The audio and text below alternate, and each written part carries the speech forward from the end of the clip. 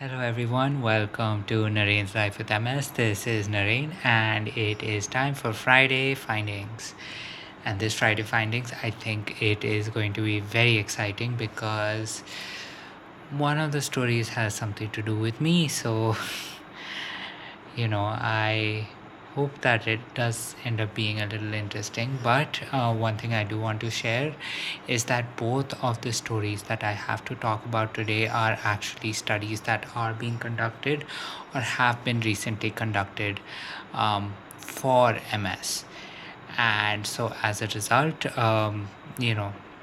majority of the language for today's video will definitely be a little more scientific. So definitely to read these articles, and if you do need any help, I'm pretty sure uh, you can make AI read the article and make it a little easier for you. I know I definitely used that so that it was easier for me to understand what these articles had to say. But more so than that, I do hope that you do enjoy and find a little bit of information that is relevant to multiple sclerosis or in multiple sclerosis for someone, for either you or someone that you know who has multiple sclerosis. So, of course, without further ado, let's begin with the article number. So, with article number one, now this is the article where, you know, I actually had a little bit of, well, you know, I was actually involved, or I am being involved in this.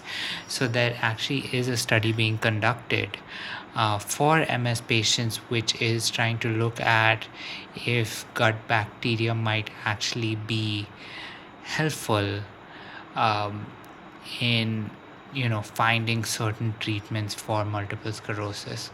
When I went to the doctor last, I did actually give a sample of my saliva to them, so hopefully there is something or the other that can be discovered from this. And of course, considering that MS is a disease that pretty much impacts the entire body, and I think you definitely know that my gut has sort of a mind of its own.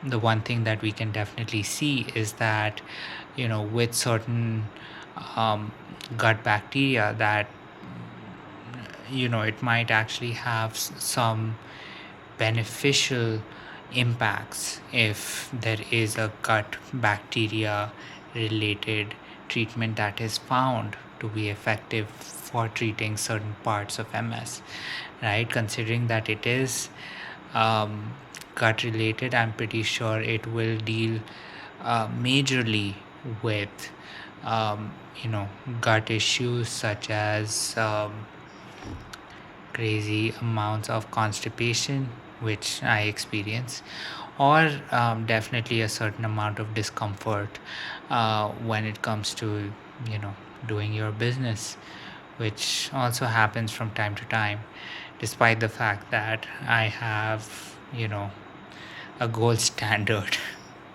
type of diet that I follow. So definitely with this one, the one thing that that hopefully does happen is that with the results of this study, that there is something found where healthy individuals would probably give um, something, and that would actually be injected into an MS patient, and maybe that might actually have a beneficial impact for that MS patient.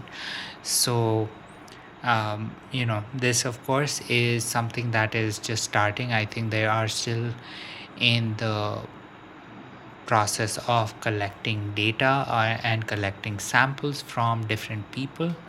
So and just like I said, I gave my sample when I went last, which was in May, and that only means that And I did have a few friends that went a little earlier. I know one friend definitely went in Feb who gave their sample in Feb. So, the sample collection is still going on, but hopefully, this does end up actually giving fruitful impacts. But of course, apart from that, definitely if there is something that does end up benefiting um, the gut health of MS patients, it will overall be a huge win for all of us, even if the results of this um, study, or at least whatever is created as a result of the study, only proves to be beneficial for anything gut related, which as I definitely need. So that of course covers article 1, and I hope you do actually read the article so that you can get a little more information on it, see who are some of the more prominent researchers and scientists that are involved with this study.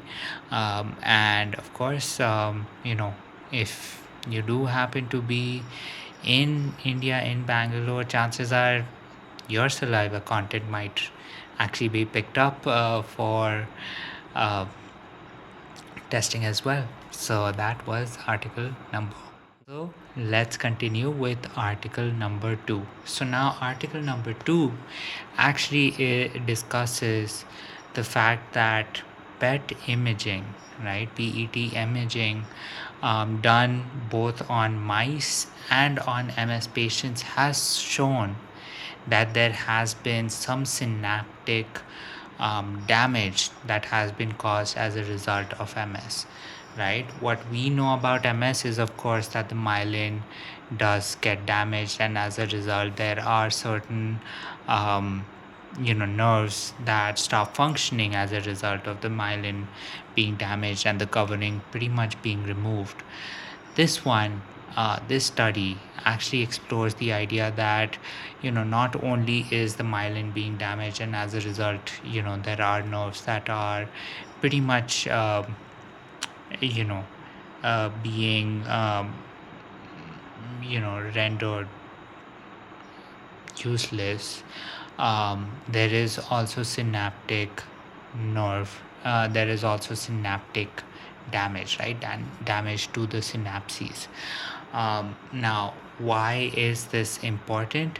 Well, predominantly because when we think about the brain and the spinal cord, there are lots of synapses that are there that pretty much are sort of the lines of communication that allow certain messages from parts of the body to be sent to other parts of the body. And this is, of course, a very important process. You can almost um, pretty much look at these as like telephone lines just existing all throughout the body.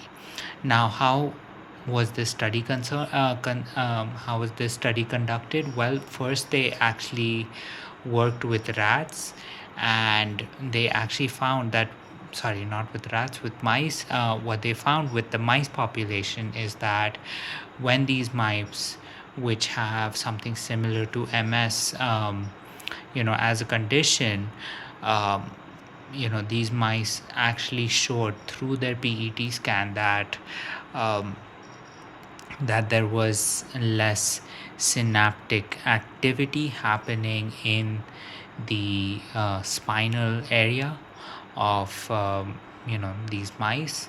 And considering that the researchers actually saw this happening in the spinal region, they decided to actually take a very small number of MS patients, and of course patients who do not have MS, and decided to test the exact same thing. Now, because these mice were only really, the PET scan was pretty much only done for the mice in the spinal region. With the patients, with the MS patients, and of course the healthy individuals, the one thing that this study showed was to see what was the kind of synaptic activity both in the brain and spinal cord. And the one thing that they have found is that yes, there is loss of synaptic activity in both the brain and spinal cord, which means that, of course, this creates another opening, another alley, another door to finding certain ways to treat multiple sclerosis.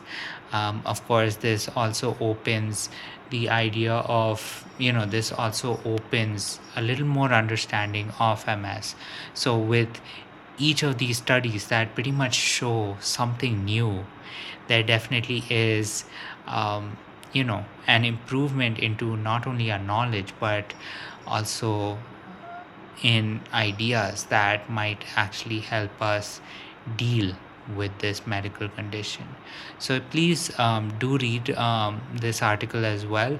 I do want to give you a little disclaimer that this article is definitely a lot more scientific, and so I would definitely recommend using AI to maybe make it a little easier to read if you are not understanding what is happening in regards to what the study results showed.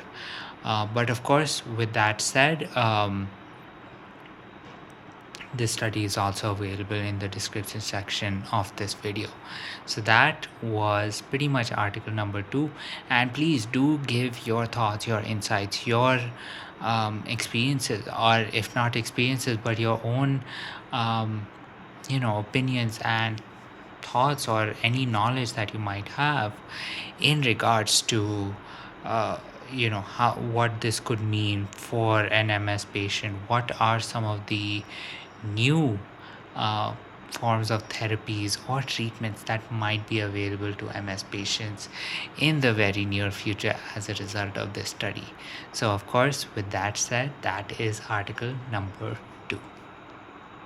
So I hope you did enjoy the articles that I covered for you today. I know this video might be a little bit shorter. That was not my intention in the first place, but I definitely realized that with both of these studies there were certain things that were happening. For example, with the first study, there is still the data collection, or at least the sample connection process that is ongoing.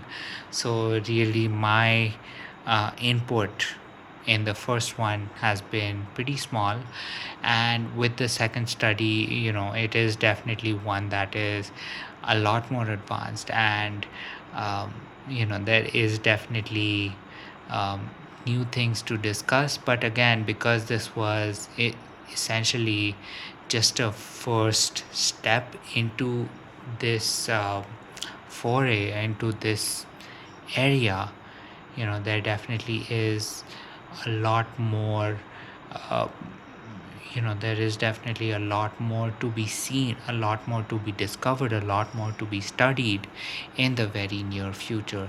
So definitely keep your eye out for that. But of course, in the meantime, you can definitely read these articles.